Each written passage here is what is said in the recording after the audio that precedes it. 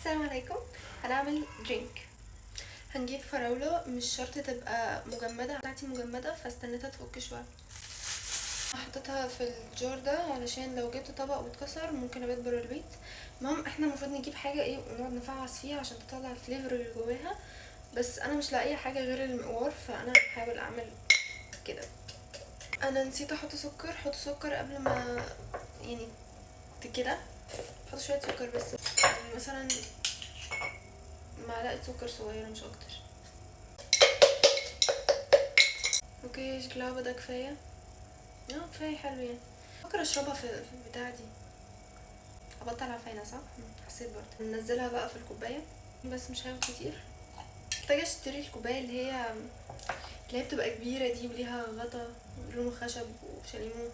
ما علينا. كوباية لبن صغننين بس كده كفاية.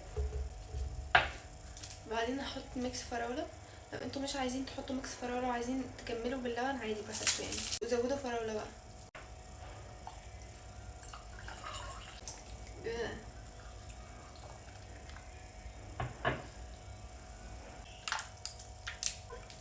شكله كيوت، حلوة قوي قوي قوي ما شاء الله. ايه طعم صناعي من ميكس فراولة ده. فكرة لو حطيت نقطة فانيليا هيبقى طعمه حلو. كفاية كفاية كفاية كفاية. حلو، بس مدي ريحة حلوة. 10 من 10. السلام عليكم.